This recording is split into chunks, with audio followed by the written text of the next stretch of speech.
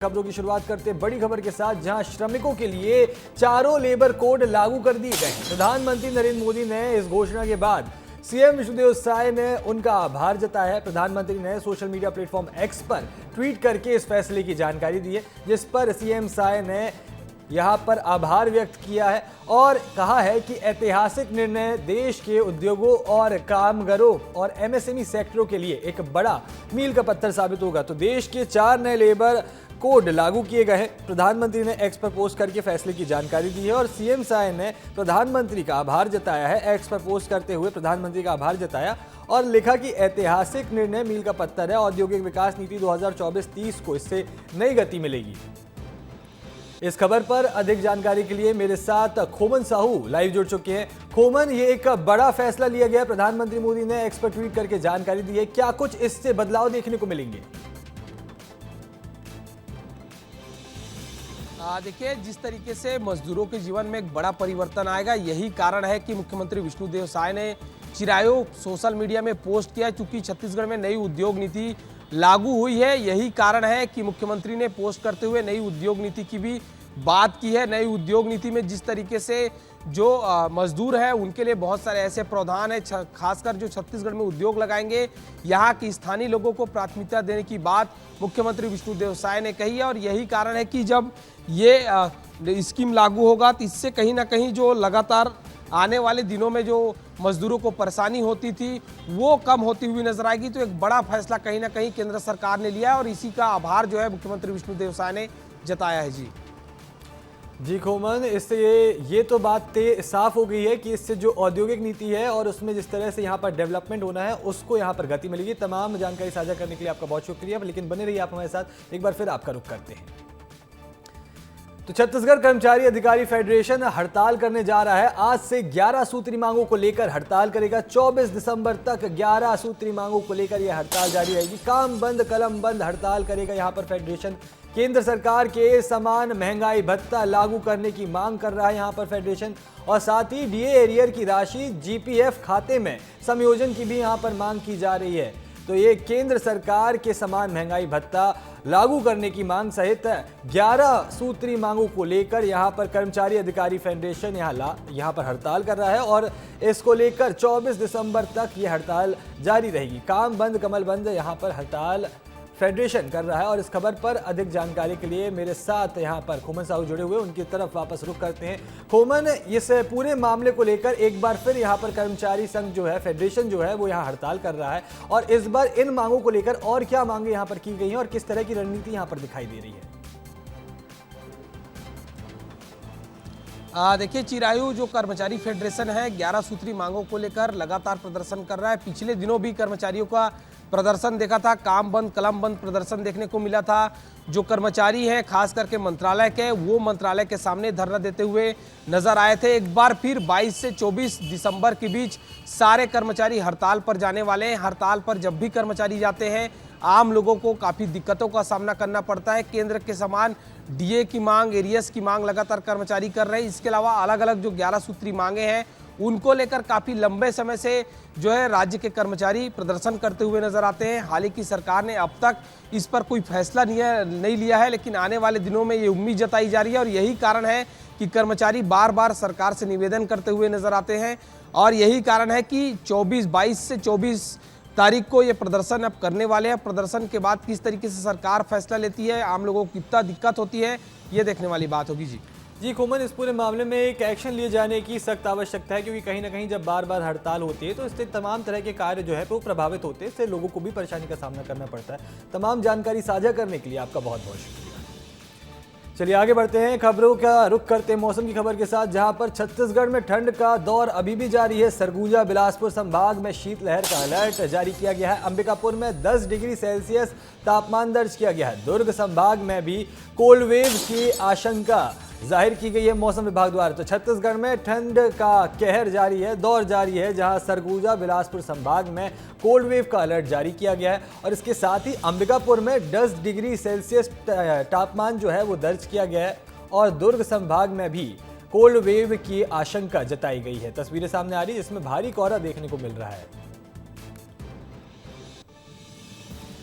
चलिए आगे बढ़ते हैं। खबर धमतरी से है, जहां पर कड़ाके की ठंड पड़ रही है। सुबह से ही यहां पर विजिबिलिटी कम है। गर्म कपड़े अलाव का यहां पर लोग सहारा लेते हुए नजर आ रहे हैं। नवंबर में ही यहां पर कड़ाके की ठंड पड़ रही है, जिससे लोगों की चिंता बढ़ गई है कि यदि नवंबर में इस प्रकार की ठंड पड़ रही है तो आगे दिसंबर और जनवरी में किस प्रकार की ठंड पड़ेगी। तो ये चिंता का विषय यहां पर लोगों के लिए बन गया है। छत्तीसगढ़ में लगातार यहां पर ठंड जो है वो बढ़ती दिखाई दे रही है और धमतरी में भी कड़ाके की ठंड पड़ रही है, जहां पर सुबह से ही घना कोहरा छाया हुआ है, जिससे विजिबिलिटी जो है वो बेहद ही कम है। तस्वीरें सामने आ रही है, जिससे यहाँ पर साफ समझ में आ रहा है कि लोगों को यहाँ पर गाड़ी चलाने में, आने जाने में किस प्रकार की समस्या हो रही होगी। इसी के साथ गर्म कपड़े और अलाव का यहाँ पर सहारा लेते हुए लोग दिख रहे हैं। चलिए इसी के साथ मेरे साथ अश्विनी मालकर रायगढ़ से जुड़ चुके हैं और अभिषेक मिश्रा धमतरी से जुड़ चुके हैं लाइव। तो सबसे पहले धमतरी चलते हैं यहाँ पर अभिषेक के पास। अभिषेक, किस तरह का माहौल यहाँ पर देखने को मिल रहा है? लोग क्या क्या यहाँ पर गर्म कपड़े और तमाम चीज़ों से, ठंड से लड़ने का यहाँ पर प्रयास कर रहे हैं? छत्तीसगढ़ में जो उत्तरी भारत का जो ठंड पड़ रहा है वो धमतरी में भी खास देखा जा रहा है। नवंबर माह के पहले से ही यहाँ पे तापमान के जो सुबह का विजिबिलिटी वो गिरावट देखी जा रही है। आप मेरे जाएंगे और देख सकते हैं सुबह का जो चाय है, ठंड से बचने के लिए लोग यहाँ चाय का सहारा ले रहे हैं। इसके अलावा आप मेरे बगल में देखेंगे कि सुबह से यहाँ सहारा ले रहे हैं और अलाव का सहारा ले रहे हैं। लोगों से वो बात करेंगे कैसा है इस समय ठंड, इस वर्ष में बहुत ठंड है। और यहाँ की नगर निगम जो सुविधा दिए, हर गांव में अलाव जलाने का जो व्यवस्था किया है, इसके लिए मैं नगर निगम को धन्यवाद देता हूँ। और भी लोगों से भी बात करें, सुबह का तापमान कैसा रहता है?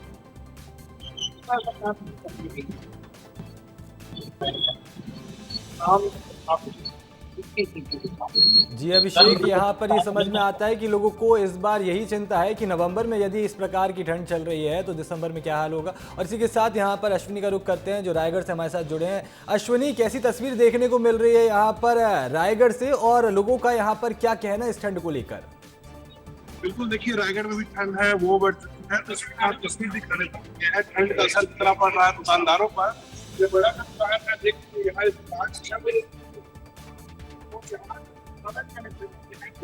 जो भीड़ है वो काफी है। संचालक है काका, उनसे बातचीत करते हैं। काका, ठंड का कितना असर है? ग्राहक का बढ़ गया, बहुत ज्यादा बढ़ गया। और देखिए तो लोग हैं खाने, उनसे बात कीजिए कितना बढ़ गया। पिछले साल ज्यादा दिसंबर और 27 को लगा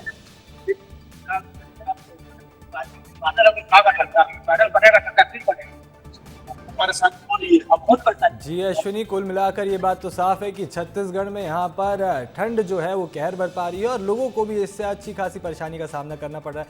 तमाम जानकारी साझा करने के लिए अश्विनी और यहाँ पर अभिषेक, आप दोनों का बहुत बहुत शुक्रिया। तो चलिए इसी के साथ आगे बढ़ते हैं, जहां छत्तीसगढ़ में बोर्ड परीक्षाओं का टाइम टेबल जारी हुआ है। 10वीं और 12वीं की परीक्षाओं का टाइम टेबल यहां पर जारी किया गया है शिक्षा विभाग द्वारा, जहां 20 फरवरी से 18 मार्च तक परीक्षाएं चलेंगी और 12वीं की परीक्षा 21 फरवरी से 13 मार्च तक होगी। तो वहीं 10वीं की बात की जाए तो यहाँ पर ये परीक्षा जो है ये भी इसी कार्यकाल में यहाँ पर इन्हीं तारीखों में आयोजित की जाएगी। लगभग 6 लाख विद्यार्थी परीक्षा में शामिल होंगे। तो छत्तीसगढ़ में बोर्ड परीक्षा का टाइम टेबल जारी किया गया है। 10वीं और 12वीं की परीक्षाओं का टाइम टेबल यहाँ पर शिक्षा विभाग द्वारा जारी किया गया है। 20 फरवरी से 18 मार्च तक यहाँ परीक्षाएं चलेंगी। 12वीं की परीक्षाएं यहाँ 21 फरवरी से 13 मार्च तक चलेंगी। उसी के साथ साथ 20 फरवरी से यहाँ पर 18 मार्च तक 10वीं की भी परीक्षा देखने को मिलेंगी। और इसी के साथ इन पूरी परीक्षाओं में, इन दोनों बोर्ड एग्जामों में 6 लाख विद्यार्थी प्रदेश के शामिल होते हुए नजर आएंगे। चलिए आगे बढ़ते हैं, जहां आज राजस्थान दौरे पर सीएम विष्णुदेव साय रहेंगे। सिक्किम के राज्यपाल की पोती की शादी में वो शामिल होंगे और सुबह 8:30 बजे राजस्थान के लिए रवाना होंगे। डिप्टी सीएम अरुण साव भी उनके साथ मौजूद रहेंगे। राजस्थान के पाली में ओम माथुर की पोती की शादी में वो शामिल होंगे। तो राजस्थान दौरे पर आज सीएम विष्णुदेव साय दिखाई देंगे। सिक्किम के राज्यपाल ओम माथुर की पोती की शादी में वो शामिल होंगे। सुबह 8:30 बजे राजस्थान के लिए रवाना होंगे। डिप्टी सीएम भी उनके साथ मौजूद दिखाई देंगे और राजस्थान के पाली में इस कार्यक्रम में वो शामिल होंगे, और जिसके बाद शाम को तकरीबन 6 बजे के करीब वो वापस रायपुर लौटेंगे। चलिए आगे बढ़ते हैं, जहां कोरबा पुलिस को बड़ी सफलता मिली है। डकैती के मामले में 3 और आरोपियों को गिरफ्तार किया गया है। 6 नवंबर को यहां वारदात को अंजाम दिया था। गड़े खजाने को निकालने के लिए किसान घर में घुसे थे। 19 आरोपियों को पहले ही इस मामले में पुलिस गिरफ्तार कर चुकी है और अभी भी इस मामले में कार्रवाई जारी है। तो कोरबा डकैती कांड में यहां पर पुलिस ने सफलता हासिल की है और 3 और यहां पर आरोपियों को गिरफ्तार किया गया। ये पूरी घटना 6 नवंबर की बताई जा रही है, जहां पर कुछ यहां पर नकाबपोश बदमाश इस किसान के घर में घुसे थे और उसके बाद फिर चोरी की वारदात को अंजाम दिया, जहां पर 1.5 लाख से ऊपर नकदी और तमाम सोने के जेवरात भी यहां चोरी करके ले गए। खास बात इस पूरे मामले में ये रही कि जब ये नकाबपोश बदमाश घर में तकरीबन 1 से 1.5 बजे के बीच रात में घुसते हैं और ये यहाँ पर इस किसान से पूछते हुए नजर आते हैं कि सौम्या चौरसिया का पैसा कहाँ है, जिसके बाद अब इस पूरे मामले में यहाँ पर जांच की जा रही है और अब तक कुल 22 आरोपी यहाँ गिरफ्तार हो चुके हैं। तो कोरबा डकैती कांड में बड़ा खुलासा हुआ है। 3 और आरोपियों को पकड़े जाने के बाद अब कुल आरोपियों की संख्या 22 हो गई। मामले में जांच जारी है।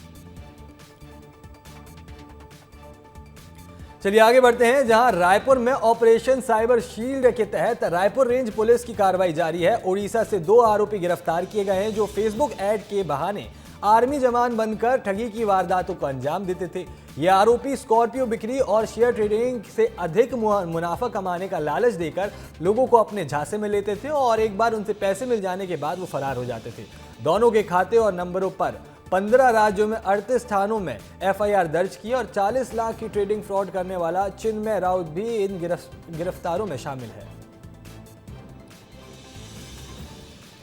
तो खबर जशपुर से है, जहां RTI लगाकर अवैध वसूली पर पुलिस की कार्रवाई देखने को मिली है। फर्जी RTI एक्टिविस्ट बनकर ये युवक अवैध वसूली करता था। डरा धमकाकर पंचायत सचिवों से यहां पर पैसे मांगता था और बर्खास्त करने की धमकी देकर ये पैसे उगलवाता था उनसे, जिसके बाद पुलिस ने एक आरोपी को इस पूरे मामले में गिरफ्तार किया है और उसे जेल भेज दिया गया है। तो RTI लगाकर अवैध वसूली के मामले में पुलिस ने ये कार्रवाई करते हुए इस युवक को गिरफ्तार किया है, जो फर्जी RTI एक्टिविस्ट बनकर यहाँ पर अवैध वसूली कर रहा था। डरा धमकाकर पंचायत सचिवों से यहाँ पर वो पैसे निकलवा रहा था। बर्खास्त करने का, नौकरी से निकलवा देने का, हटाने का यहाँ पर डर दिखाकर ये पैसे निकलवा रहा था, जिसके बाद अब इसको गिरफ्तार करके जेल भेज दिया गया है।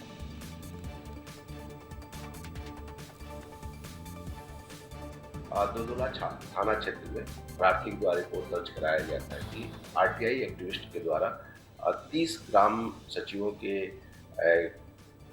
बारे में, उनके काम के बारे में आवेदन पत्र लगाया गया था और उनसे जानकारी मांगी गई थी और उसके एवज में प्रति ग्राम पंचायत के सचिव से 3-3 हज़ार रुपये की मांग की गई। पुलिस ने मामला पंजीबद्ध किया और आरोपी को लाकर हिरासत में पूछताछ किया। उसने अपना अपराध स्वीकार किया, तो मामला विवेचना में होने के कारण इसे न्यायिक रिमांड पर जेल भेजा गया।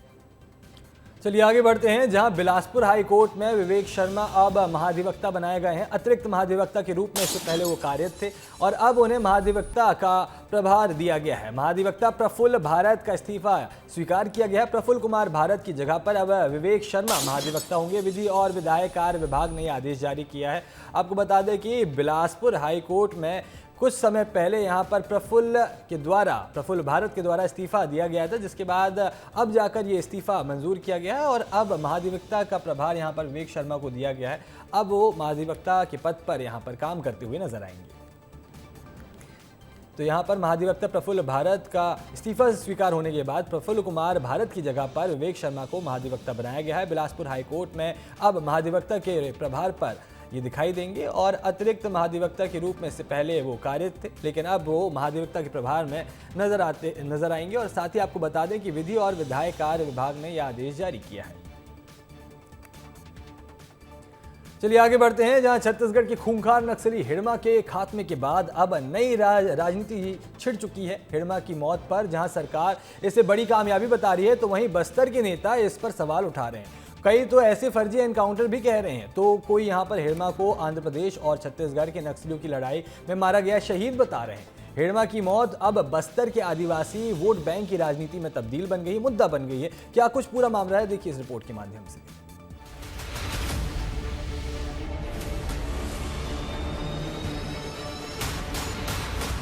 छत्तीसगढ़ में खूंखार नक्सली माडवी हिडमा की मौत के बाद अब छत्तीसगढ़ ही नहीं, मध्य प्रदेश में भी सियासत हो रही है। कहीं क्रेडिट लेने की होड़ हो रही है, तो कहीं हिडमा की मौत के बाद आदिवासी वोट बैंक की राजनीति हो रही है। मध्य प्रदेश के पूर्व CM दिग्विजय सिंह ने हिडमा की मौत पर सवाल उठाए हैं। दिग्विजय ने आदिवासी एक्टिविस्ट सोनी सोढ़ी का एक वीडियो शेयर किया, जिसमें सोनी एनकाउंटर को फर्जी बता रही है। दिग्विजय ने लिखा, मैं नक्सली हिंसा का घोर विरोधी हूँ। उनके साथ कोई समझौता होकर उन्हें आत्मसमर्पण कराया जाता है। मैं इसके पक्ष में हूँ, लेकिन विषय कुछ और है। क्या बस्तर संभाग आदिवासी क्षेत्र में भारत सरकार पैसा लागू करना चाहती है या नहीं? क्या SIR की शर्तों को देखते हुए उनके पास पर्याप्त प्रमाण होंगे जिससे उनका नाम मतदाता सूची में शामिल हो सकेगा? इसके साथ ही यूथ कांग्रेस की राष्ट्रीय महासचिव प्रीति माझी ने भी माडवी हिडमा के समर्थन में पोस्ट किया है और हिडमा की तस्वीर शेयर करते हुए लिखा कि लाल सलाम कॉमरेड हिडमा। हालांकि पोस्ट वायरल होने के बाद प्रीति माझी ने सफाई दी है। हिडमा मरने के बाद मैंने वो लाल सलाम, मैंने वो AI जनरेटेड ग्राफ है। हम नक्सलियों का कभी सपोर्ट नहीं करते। हम संविधान को मानने वाले लोग हैं, गांधीवादी विचारधारा के लोग हैं। गलत तरीके से पोस्ट किया जा रहा है। मुझे नहीं पता है कि किस इंटेंशन की वजह से ये पोस्ट किया जा रहा है। दिग्विजय सिंह और प्रीति माझी के पोस्ट के बाद सियासी पारा चढ़ गया। मध्य प्रदेश से लेकर छत्तीसगढ़ तक सियासत हुई। छत्तीसगढ़ के डिप्टी CM विजय शर्मा ने करारा जवाब दिया तो मध्य प्रदेश के कैबिनेट मंत्री विश्वास सारंग ने भी दिग्विजय सिंह को देशद्रोहियों के साथ खड़े रहने की बात कर दी। मैं ऐसे सारे ही लोगों से पूछना चाहता हूं कि ताड़मेटला के 76 जवानों के संदर्भ में आप क्या कहना चाहेंगे? क्या आप उनके परिवार वालों से कहना चाहेंगे कि तुम्हारा बच्चा नहीं रहा तो कोई बात नहीं, लेकिन फिर भी ऐसा होना चाहिए था, ऐसा नहीं होना चाहिए था? और उसके बाद जो ऐसा कह रहे हैं उनको धिक्कार है, उनको शर्म आनी चाहिए। दिग्विजय सिंह जी हर समय देशद्रोहियों के साथ खड़े दिखते हैं। कभी नक्सलवादियों का समर्थन देना, कभी आतंकवादियों को संरक्षण देना, ये उनकी आदत है। 2 दिन पहले मध्य प्रदेश के वीर लाल शहीद हुए, उस विषय में तो दिग्विजय सिंह जी ने कुछ नहीं कहा। ये जो देवजी है, जो नक्सलाइटों का बड़ा लीडर हुआ करता है, हिडमा को उन्होंने एक तरह से देवजी ने इनको मरवा डाला। चलिए आगे बढ़ते हैं, जहां रायपुर में धरने पर दुकानदार बैठे हैं। पूर्व विधायक विकास उपाध्याय भी उनके साथ धरने पर बैठे हुए नजर आ रहे हैं। चौपाटी को शिफ्ट करने नगर निगम ने आदेश दिया है, जिसको लेकर यहां पर धरना दिया गया है। निगम के आदेश से दुकानदारों में आक्रोश है। आपको बता दें कि यहां पर निगम ने आदेश दिया है कि साइंस कॉलेज से चौपाटी को शिफ्ट करके आमा नाका शिफ्ट कर दिया जाए, जिसकी तैयारी की जा रही थी। लेकिन इस सिलसिले में दुकानदारों ने रात 11 बजे से यहां पर धरना जारी कर दिया। आप तस्वीरें देख सकते हैं, तस्वीरें सामने आई यहाँ तमाम दुकानदार धरने पर बैठे नजर आ रहे हैं और उनके साथ पूर्व विधायक विकास उपाध्याय भी यहाँ पर धरने पर बैठे हैं। चौपाटी को शिफ्ट करने को लेकर ये पूरा मामला है, जिस पर नगर निगम ने यहाँ आदेश दिया है इस चौपाटी को शिफ्ट करने का। इस खबर पर अधिक जानकारी के लिए मेरे साथ खोमन साहू जुड़ चुके हैं फोन कॉल पर। खोमन, ये चौपाटी को शिफ्ट करने का मामला है, धरना रात 11 बजे से चल रहा है, क्या कुछ मामला ये है और इसमें इस चौपाटी को ये कार्यकर्ता और दुकानदार क्यों शिफ्ट नहीं किया देना चाहते हैं? देखिए, ये चौपाटी जो है कांग्रेस के शासनकाल में निर्माण किया गया था और यही कारण है कि विवाद का जड़ का कारण बना है। पूर्व संसदीय सचिव रहे विकास उपाध्याय रायपुर दक्षिण से विधायक हुआ करते थे, उस दौरान इसको जो है स्थापना किया गया था और यही कारण है कि लगातार आप देखने को मिल रहा है कि रात 11 बजे से विकास उपाध्याय के अलावा जो चौपाटी के मालिक है सभी लोग धरने पर बैठ गए हैं। अच्छा खोमन, एक चीज इसमें ये भी बताइए आप कि ये चौपाटी जो है इसको अगर शिफ्ट करना है तो ये आदेश क्यों दिए? चौपाटी को शिफ्ट करने से क्या फायदा मिलेगा शहर की व्यवस्था में? देखिए, वहाँ चूंकि साइंस कॉलेज है, साइंस कॉलेज के अलावा जो है पंडित रविशंकर शुक्ल यूनिवर्सिटी है। यही कारण है कि जो बीजेपी की सरकार है और जो विधायक है रायपुर दक्षिण के राजेश मुड़त, उन्होंने साफ तौर पर कहा है कि जो है अवैध रूप से इस चौपाटी का निर्माण किया गया। यही कारण है कि लगातार जो निगम की टीम है वो वहां पहुंची हुई है और पहुंचने के बाद चौपाटी को शिफ्ट करने का काम किया जा रहा है। लेकिन जो कांग्रेस के तमाम नेता है वो हंगामा करते हुए नजर आ रहे हैं और देखने वाली बात होगी, क्योंकि 2-3 ऐसे क्रेन है उसको लेकर जो निगम की टीम है वो पहुंची हुई है। एक तरफ निगम की टीम है, दूसरे तरफ जो है कांग्रेस की जो तमाम कार्यकर्ता है टीम है वो पहुंची हुई है। अब देखने वाली बात होगी क्या आज शिफ्ट हो पाता है चौपाटी या नहीं, क्योंकि बहुत हंगामा देखने को मिल रहा है। चिरायु जी खोमन, इस पूरे मामले पर नजर बनाए रखेंगे। तमाम जानकारी साझा करने के लिए आपका बहुत बहुत शुक्रिया। चलिए आगे बढ़ते हैं, जहां छत्तीसगढ़ पीएससी 2025 का परिणाम जारी होने के बाद रायपुर के चयनित अभ्यर्थी शुक्रवार को रेड क्रॉस भवन पहुंचे, जहां पर रायपुर कलेक्टर गौरव सिंह ने उनसे मुलाकात की। कलेक्टर ने बताया कि जिला प्रशासन द्वारा चलाए जा रहे प्रोजेक्ट अनुभव के तहत अभ्यर्थियों का मॉक इंटरव्यू कराया गया था, जिसका लाभ उन्हें चयन प्रक्रिया के बाद में मिला। और कलेक्टर ने यहां पर नए चयनित अधिकारियों को नौकरी के दौरान आने वाली चुनौतियां, कठिनाइयां और उनसे निपटने के समाधान पर मार्गदर्शन भी दिया।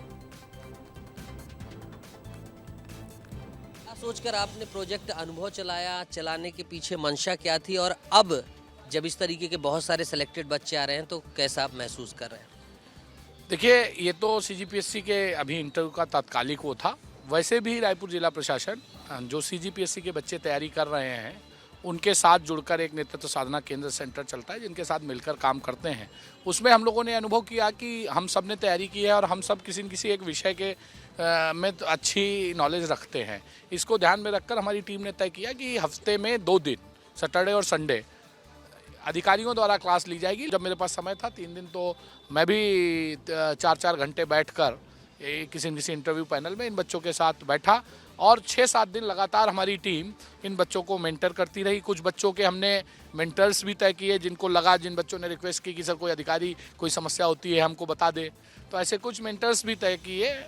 उसका परिणाम ये हुआ, जैसे मुझे पता है एक लड़की सुष्मिता है, नेतृत्व साधना केंद्र में थी, उसको हमने हमारी एसडीएम आरंग है अभिलाषा, उसको मेंटर बनाया था। उस बच्ची ने 28 रैंक लाया है।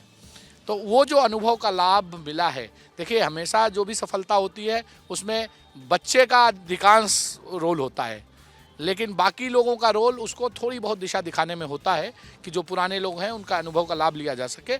और उसी अनुभव का लाभ मिला और बच्चे आज जब सिलेक्ट होके आ रहे हैं और वो उस सफलता में हमारी टीम के लोगों को भी रेखांकित कर रहे हैं, तो खुशी की बात है। चलिए आगे बढ़ते हैं, जहां कोरबा के राज पटेल ने सीजीपीएससी रिजल्ट में 22वीं रैंक हासिल कर जिले का नाम रोशन किया। पिता के निधन के बाद उनकी मां सरकारी दफ्तरों में झाड़ू पोंछा कर उन्हें पढ़ाती थी और आज अफसर बनकर यहां पर उन्होंने अपनी मां का सपना पूरा किया है। राज के घर में ना बाइक है ना टीवी है, लेकिन 10वीं और 12वीं में राज ने टॉप किया है। वो टॉपर रहे हैं और उनका संघर्ष बड़ा लंबा चला, जिसके बाद इतने लंबे संघर्ष के बाद अब जाकर उन्होंने सफलता पाई है। उनके घर में खुशी का माहौल है और तस्वीरें भी सामने आई, जिसमें उनकी माता बेहद ही खुश और परिजन भी इस दौरान खुश नजर आए। चलिए आगे बढ़ते हैं, जहां रायपुर पुलिस ने ड्रिंक एंड ड्राइव के खिलाफ विशेष अभियान चलाया और पिछले 10 दिनों में 53 वाहन चालक नशे की हालत में पाए गए, जिसमें से 2 बस चालक भी पाए गए, जिनको यहां पर पकड़ा गया। सभी वाहन चालकों के वाहनों को यहां पर जब्त किया गया। भाटा गांव में 2 बस चालक जब नशे में पकड़े गए तो ब्रेथ एनालाइजर से उनकी टेस्टिंग की गई, जिसके बाद उन दोनों की बसों को जब्त कर लिया गया और चालकों पर 10 से 15 हजार रुपए का जुर्माना भी लगाया गया है।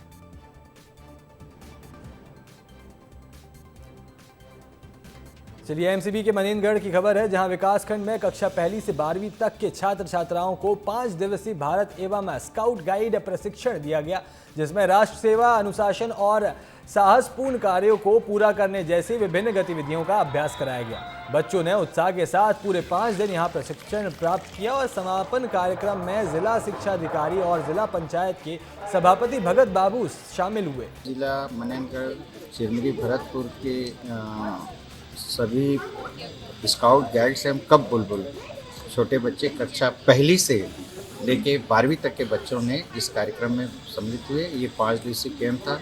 हमारा इन बच्चों को खास तौर से एकता, अनुशासन और इनकी देश की सेवा के समर्पित भाव से करने के लिए यह कैंप आयोजित किया जाता है।